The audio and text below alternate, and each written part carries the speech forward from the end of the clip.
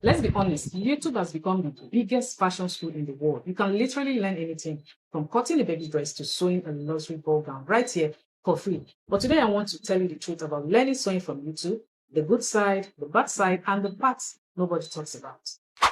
Let's face it, some of you have been learning from YouTube for years, but when it's time to sew for a new client or even for yourself, you still struggle to get a perfect fit. Now, let's talk about the tailor to tailor. If you're serious about building your sewing skill into a real business, you need to hear every word in this video. So grab your notepad. Let's get to it. My name is Hajina. YouTube is a blessing. The first and biggest reason why I call YouTube a blessing is because it gives you free access to knowledge. Think about it. In the past, people had to pay a lot of money to learn sewing. You have to look for a fashion school, pay fees, find a teacher, buy materials, and still hope that the person will actually teach you everything. But today, you can just open your phone, type how to sew a baby boy dress or how to cut an A-line dress or even how to draft a sleeve, and boom, you will find hundreds of videos ready to teach you for free. That is something our parents never had, and that is why I said YouTube is a big blessing. YouTube makes it possible for anyone, whether you're in your house, your shop, your village, or even outside Nigeria, to learn from different teachers around the world without spending a kobo. So even if you don't have money to pay for a fashion school right now, YouTube gives you a starting point. And sometimes that free beginning is what changes your life forever. Now, the second reason why I said YouTube is a blessing is because you can learn at your own pace. In a normal fashion school, the teacher might be too fast. Once they finish teaching, they move to the next topic, whether you understand it or not. But on YouTube, you have control. You can pause, rewind, and replay any video as many times as you want until you fully understand it. That is the power of flexibility. Some days you might not have enough time to sew. No problem. You can just learn a little today and continue tomorrow. You can even watch a tutorial in the night, practice in the morning, and repeat it until you master it. That is something no physical class can give you. YouTube allows you to learn sewing in a way that suits your schedule, your energy, and your life. Another beautiful thing about YouTube is that you are not limited to just one teacher. You can learn from people all around the world, Nigeria, Ghana, the UK, America, India, and see how each person does things differently. Now you begin to realize that there's no single correct method in sewing. There are different techniques that work for different styles. For example, one person might teach you how to make a gather dress in one way, and another person will show you a faster or neater method. That exposure helps you become more creative. You stop copying one person blindly. You can start discovering your own unique sewing style. YouTube gives you a sewing community, people sharing ideas, correcting mistakes, and inspiring one another. Now, YouTube is a blessing, but it is also a very big trap. And today I want to talk about the side of YouTube that no one really talks about. That trap of watching without practicing. Because let's be honest, how many of you have spent the whole night watching sewing tutorials back to back, and the next morning you still don't touch your sewing machine? You've watched 20 videos on how to sew a ball dress, but you've not cut one single fabric.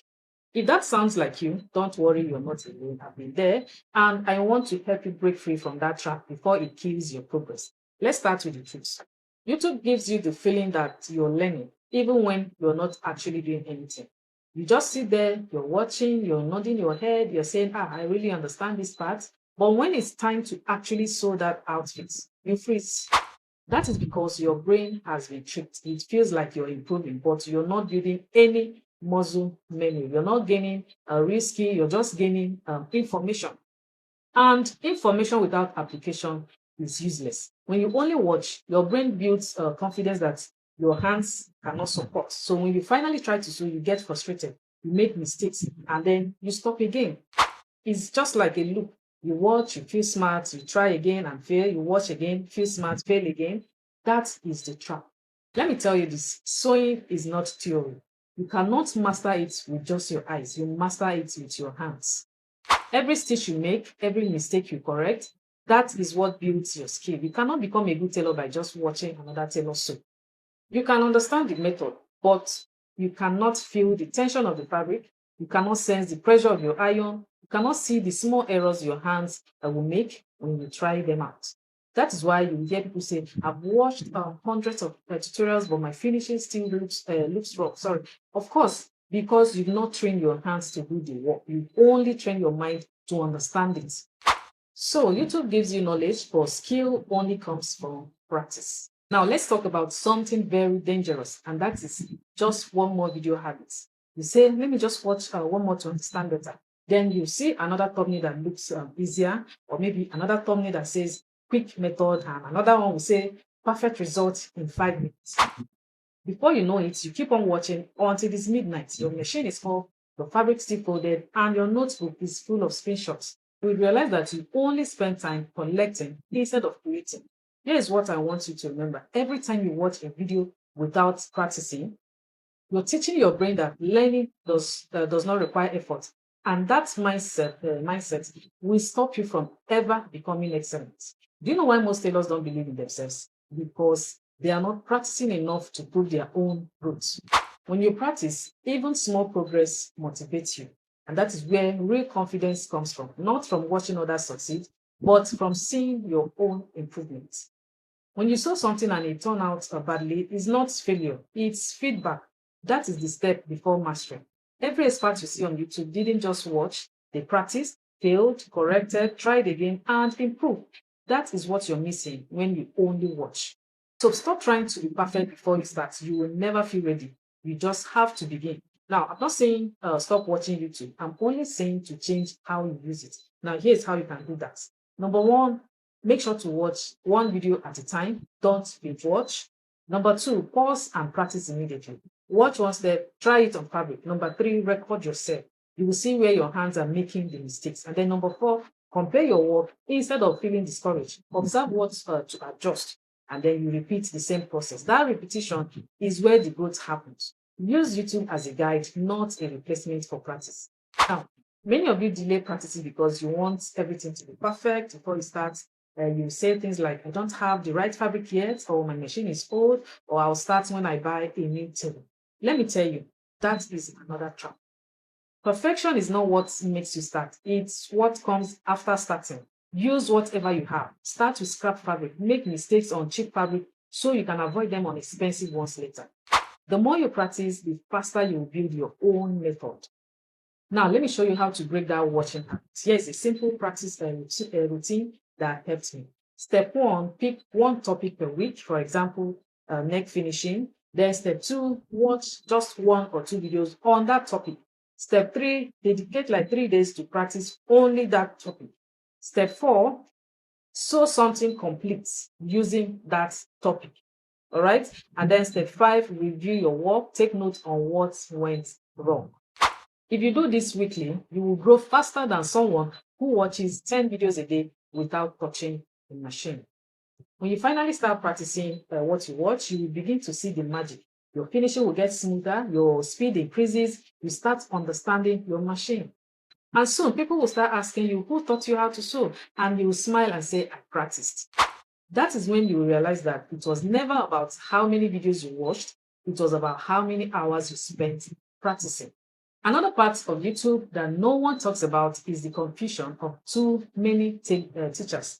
When I started learning, I was so happy that I didn't have to pay anyone at first. There were so many tutorials, so many styles, and so many teachers. It felt like heaven. But as time went on, I realized something. I was learning from everybody but mastering nothing. One teacher would say, cut your neckline this way. Another one will say, no, don't ever cut it that way. Another one will say, you must always use interfacing. And then the next one will say, you don't need it for any fabric. So the question now is, who do you listen to?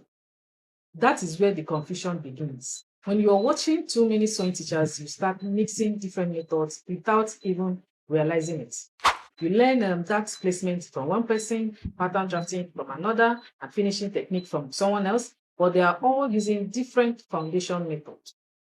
It's like learning how to cook jollof rice from 5 aunties. One uses butter, another uses oil, another adds curry, and at the end of the day, you're just confused about what the real jollof should taste like.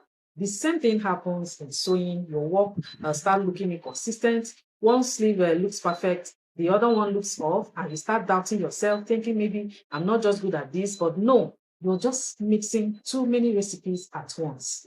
You have to understand that every teacher teaches from their own experience. For example, I focus on kidswear and profitable sewing. So when I teach, I emphasize things like finishing, lining, and pricing your work. Another teacher might be focused on high fashion or bridal wear, and their techniques will naturally be different. It doesn't mean that one is right and the other one is wrong. It just means that they are teaching what work for their niche. But if you're trying to learn all the niches at once, you will keep jumping from one style to another, and your brain won't have a stable sewing foundation. Now, let's test it right now. Here are some signs that you're confused. Number one, you can't follow one method all the way through. Number two, you watch more tutorials than you actually sew. Number three, you're constantly restarting your project. Number four, you doubt your measurement because one teacher said it differently. Number five, you feel stuck even though you've watched hundreds of videos. If this is you, don't feel bad. It's not your fault. You've just been overloaded with too much information with no clear direction. Now, the truth is, the best way to learn sewing faster is to follow one clear voice, at least at the beginning. When you find a teacher whose teaching method clicks with you, whose explanations make sense, whose styles you love, stick with that teacher for a while. Follow their tutorials consistently, repeat their projects, understand their logic. Then, when you've mastered their style, you can move on and add techniques from other teachers. That is how you build depth, not just variety. Remember, learning sewing is not just about knowing too many methods, it's about mastering one method that really works. If you truly want to grow, do these three simple things. Number one, pick one main teacher. It could be me, it could be someone else, but just pick one teacher. Then number two, create a sewing structure. Don't just sew randomly, have a weekly learning plan.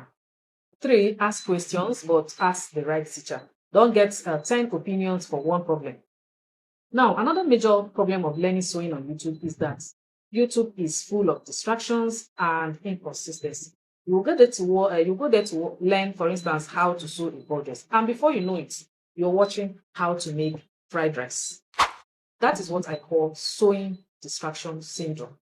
Let's be honest, YouTube is a free platform, meaning the moment you search for one sewing video, YouTube will show you 10 other videos. Another major issue is that of inconsistency because there's no teacher following you up. You only learn when you feel like it.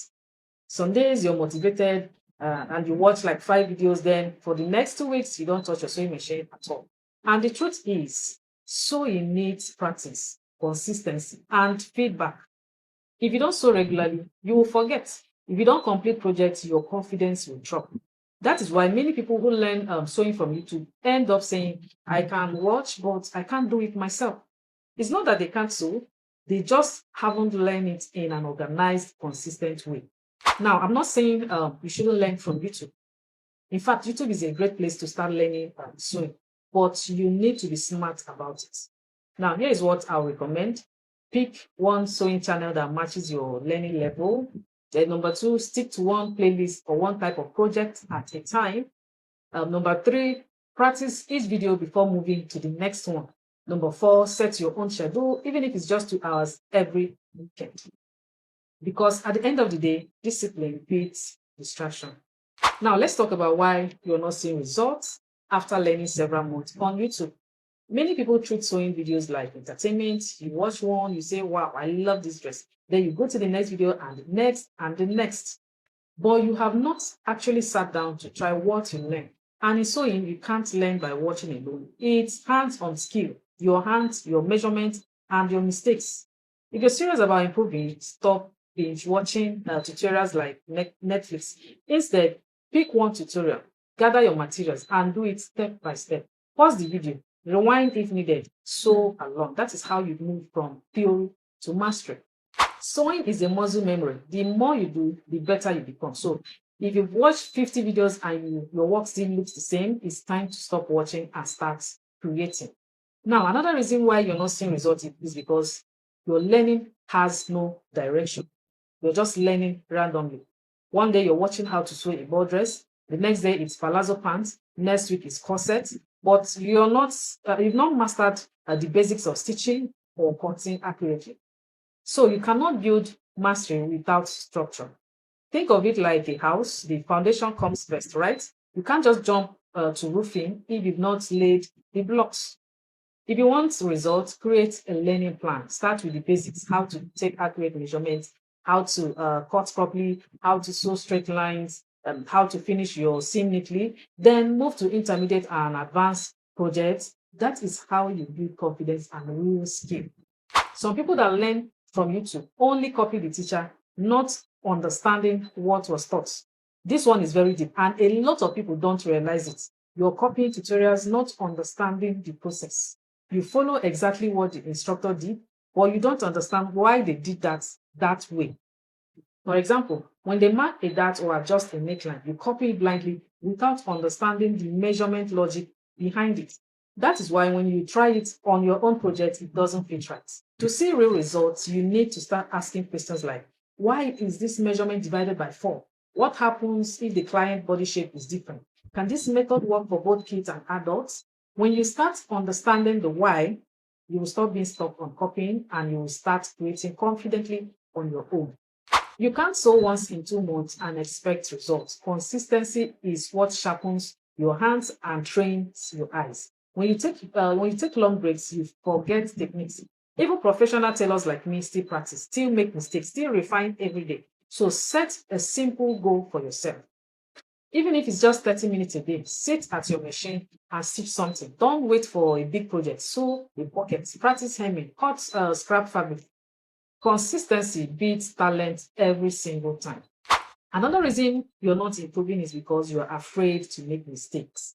You want every dress to be perfect. So when something goes wrong, you stop or feel discouraged. But mistakes are part of the learning. Every wrong cut teaches you accuracy. Every rough finishing teaches you neatness. Every failed zip teaches you patience. If you keep avoiding mistakes, you also avoid growth. Now, let's be honest. YouTube is great, but it cannot replace mentorship. You can watch 100 videos, but you might still not know what you're doing wrong because there's no one to correct you. That is why I always encourage my students to get a mentor or join a sewing academy or be part of a community where you can ask questions and get feedback. Mentorship helps you move faster. You learn from someone who has already made the mistakes. And if you're looking for that kind of guidance, you can join my Agile Mentorship Academy, where I help tailors move from confusion to confidence and turn their sewing skill into real income in 30 days. Now that we know the truth about YouTube, how can you use it the right way? Let me give you a simple system I used when I was still growing my skill. Step number 1, pick one niche. For example, kids wear sewing. Step number 2, choose 1 or 2 teachers you understand clearly.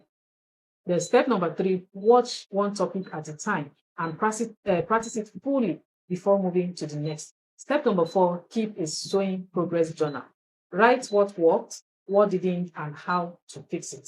Step number 5, when you're ready to go deeper, join a structured course or mentorship. That way, you're using YouTube to support your learning, not just to replace it. I know some of you are learning from YouTube because that's what you can afford right now, and that is very okay. But don't just stop there. Keep improving yourself, keep practicing, and when you can, invest in proper learning. Even me, I still learn every day, but I've learned that growth comes from focus and guidance, not just from scrolling endlessly. If you truly want to build a sewing business that pays you well, please stop hopping from one video to another. Pick a direction and follow it until you master it. So that's the truth about learning sewing from YouTube. It's a blessing, but only if you know how to use it wisely. If you got value from this honest talk, please drop a comment and tell me how long you've been learning sewing from YouTube and what your biggest struggle is. And if you're ready to move from just watching to actually sewing professionally, check out my kidswear sewing courses and size chart guide.